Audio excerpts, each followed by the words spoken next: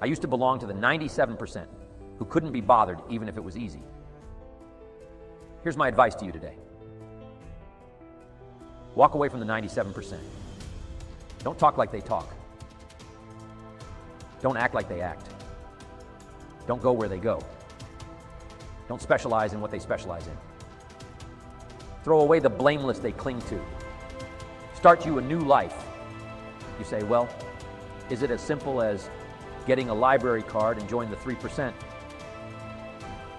And the answer is, of course. Of course. That's how easy this stuff is. This is so easy. It's so simple. It's not complex. You don't need a 2,000-year-old guru. You don't need multi-track affirmations. I'm telling you, don't. Affirmation without discipline is the beginning of delusion.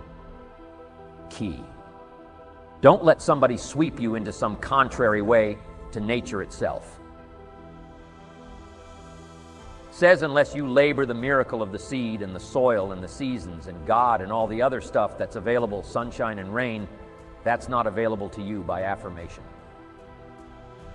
It is only available to you by labor. So labor well, learn well, discipline yourself well, and you can have all the treasures you want. This stuff's easy and simple.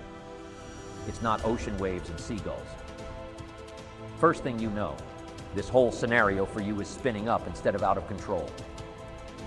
On the negative side, this is all you got to do. It's as simple as this. It's as simple as start committing yourself to life change. And once you start down this road, I promise you, you'll join the 10% and the 3%. Guess how many people can retire from the income of their own personal resources when it comes time to retire? Answer 5%. In the most independent country in the world, 95% are dependent, 5% are independent. Take charge of your own retirement. I'm telling you, if you take charge of your own retirement through personal development and all these skills we've taught today, take charge of your own retirement. You can multiply it at least by 5, maybe by 10, maybe by 20, maybe by 100. Let the government take care of it. Some company take care of it. You got to divide by 5. Take charge of your own life. Take charge of your own day. Take charge of your own conversation. Take charge of your own family. Take charge of your own possibilities and learn these skills. Develop this kind of strategy, and I'm telling you, life will open up for you. Join the 3%. Join the 10%. Join the 5%. Walk away from the 95%. Find out what poor people read and don't read it. I'm telling you, don't talk like they talk. Lend a helping hand. But don't fall into their poor philosophical scenario. Don't blame what they blame. Don't use the excuses they use. It's called the language of the poor. Switch gears. Switch language. Switch ideas. Switch strategy. Start with the simplest of disciplines, and don't bemean any of these disciplines. The smallest of disciplines starts the process of life change. And if you'll invest in this thing called discipline, you can have whatever you wish. It's called the beginning of a miracle. We all must suffer one of two pains, regardless of your choice of lifestyle and what you want to do. We must all suffer one of two pains, the pain of discipline or the pain of regret. And what we suggest to everybody is to consider the disciplines, because disciplines weigh Oz, regrets weigh tons. You don't want to substitute a discipline for a regret. In our opinion, that would be a poor choice. Now you can do it, but some things are poor trade-offs. The old prophet said, what if you gained the whole world, but it cost you your soul? Would that be worth it? And with a bit of intelligence, we say no, that doesn't seem worth it. Even if you got the whole world, if you traded your soul, that experience would be so bitter and so awful and so devastating it wouldn't be worth it. What if you got some gain by greed instead of legitimate ambition? I'm telling you, it might taste good up front, but it's going to turn bitter in the belly. Our world is and always will be a constant battle between the life of ease and its momentary rewards and a life of discipline and its far more significant rewards. Each has its own price. The price of discipline or the price of regret. we will pay one or the other one of my key phrases for the whole day. Disciplines work miracles.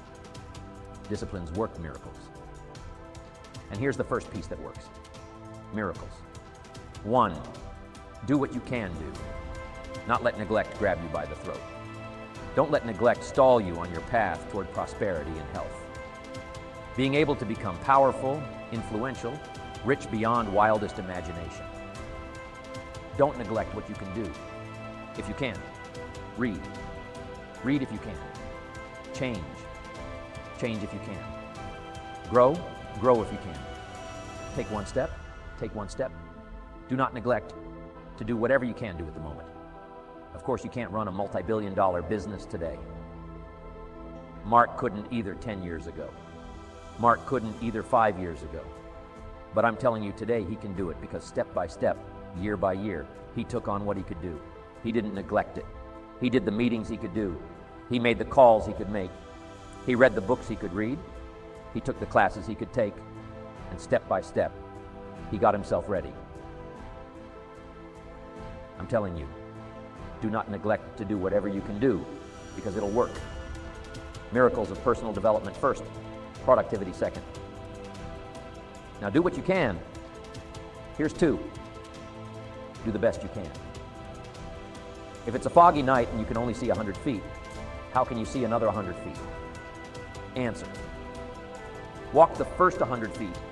Walk as far as you can see. And then you can see some more and walk as far as you can see. And then you can see some more. So what you've picked up here, just do it as far as you can see it. And I promise you, if you'll execute as far as you can see it, you'll be able to see more. Do that, then you can see more. And finally get in tune of doing the best you can. And you'll have the activity that'll develop the disciplines that will set this sail so that you can say, it doesn't matter how the wind blows. I'm prepared for some people. They see discipline as sort of an ugly word. You know, don't talk to me about discipline. But what you must understand is discipline is a most incredible creative force. Discipline builds a career. Discipline develops good health. Discipline forms the most incredible marriage. Discipline puts together a friendship that won't quit forever. Discipline develops skills that can be magnified, and touch the world. Discipline opens up music. You can't have incredible music without discipline. In fact, we call them the disciplines. We call architecture and music. And we call playing an instrument, we call sculpturing. We call painting. We call writing, composing. We call those the disciplines. And the disciplines gives us the indication that, yes, it doesn't come except by discipline. But it also means that the discipline is the open door to the creative process, to turn nothing into something, and to turn imagination into reality. So here's what you must learn to do. Appreciate the disciplines and welcome the disciplines. Here's a good question to ask. What other discipline could I begin that would open up a whole new expression in my life of turning imagination into reality? Without discipline, there is no enterprise. Without discipline, there is no magnificent structure. Without discipline, there is no music. Without discipline, there is no health. Without discipline, there is no advantage. There is no future. So discipline is all when it comes to imagination. Having something real, believing in it, and turning it into reality. The key to development is to be all that you can possibly be. I don't know what your talents are. I don't know what your skills are. But here's what I probably am right on that you're behind on an accelerated effort toward your full development. I would suggest that now, for some of you, I know that's probably really not true. But even as I look at my own life, because, I'm tempted to procrastinate just like everybody else. I should have written 30 books by now. I've only written 4 or 5. I should have done a lot of things, but I haven't. I got distracted. And all of us, have these challenges. But what could I become? What could I become? I had one of my dearest friends. I've lost him. He died at age 53 one day. and he drank a little too much. David drank a little too much, but he did all kinds of things. He was a builder, and he was a dreamer, and he did a lot of things. But his drinking sort of kept him in a fog for like years and years. About 6 years ago, he was sitting at the Yacht Club, and he was in a fog. And suddenly it occurred to him, I wonder what I could have accomplished in all these years if I hadn't have been in this sort of foggy state. And he said that did it. And the last 6 years before he died, he was free. And he accomplished some incredible things. That last 6 years being all that you can be and not let habits drag you down, not let things, sidetrack you from the full development of what you have, the capable of being what? What all could your heart encompass? If you really had the chance and you really had the disciplines and really got to it, what could you really become? What could you earn? How healthy could you really be? How many books could you write? How many poems could you write? So here's what I would ask of you. If you feel that you're a little bit stalled wherever you are in your progress, I'm asking you to correct that. I'm asking you to see if you can't possibly be on a more accelerated track toward your possibilities and your full development. Here's what life is all about. To become all that we can possibly be. The full development of all of your potential. That's number one. Number two is the wise use of all of your resources. That's what life is all about. Discipline. If there is a magic word that stands out above all the rest, this is the one: discipline. Discipline is the bridge between thought and accomplishment, the bridge between inspiration and value. Achievement, the bridge between necessity and productivity. Remember, all good things are upstream. The passing of time takes us adrifting, and drifting only brings us the negative, the disastrous, the disappointment, and the failure. Failure is not a cataclysmic event. It is not generally the result of one major incident, but rather a long list of accumulated little failings. Failing in life is failing to think today, failing to act today, failing to care, to strive, to climb, to learn, to keep trying day by day. If your goal requires that you write 10 letters today and you write only 3, you are down 7 letters. If you want to make 5 calls and you only make 1, you are down 4 on calls. If your plan calls for saving $10 today and you save none, you're down $10 today. Now the danger is looking at an undisciplined day and concluding that no great harm has been done. It doesn't seem like such a bad day. But add up these days to make a year, and then add up those years to make a lifetime. And perhaps you can now see how repeating today's small failures can easily turn your life into a major disaster. Success, on the other hand, is just the same process in reverse. If you plan to make 10 calls and you end the day making 15, now you're up 5 calls. If you then get up a few on letters, move up the savings numbers. You can see what a massive difference it could make in a year, and what wealth and accomplishment awaits for a lifetime. Discipline is like a set of magic keys that unlocks all the doors of wealth, happiness, sophistication, culture, high self-esteem, pride, joy, accomplishment, satisfaction, and success. The first key to discipline is awareness of the need for and the value of discipline, and especially the discipline to make the changes. What will it take? What must I do and what must I become to get all I want from my life? The second key is the willingness. More than that, the eagerness to maintain your new discipline deliberately, wisely, consistently. And the third key to discipline is the commitment to master the circumstances of your daily life, to see and harness the opportunities, to make something of the sun and the rain, the good as well as what comes in the guise of misfortune. Discipline does many things, but most important of all is what it does for you. It makes you feel better about yourself. Even the smallest discipline can have an incredible effect on your attitude and the good feeling you get. That surging feeling of self-worth that comes from starting a new discipline is almost as good as the feeling that comes from the accomplishment of the discipline. Second, a new discipline immediately alters your life direction. You don't change destinations immediately that is yet to come, but you can change direction immediately, and direction is very important. Third, discipline cooperates with nature. Everything strives. It is a common life function. How tall will a tree grow? As tall as it can. Everything strives to become all it can possibly be. And that striving to become is what discipline is all about. Disciplining ourselves to fulfill our natural potential, to become all that we can be. And finally, discipline attracts opportunity. Opportunity is always looking for ambition and skill in action. Discipline taps the unlimited power of commitment. The human will in action, driven by inspiration, enticed by desire, tempered by reason, guided by intelligence, can bring you to that high and lofty place called the good life.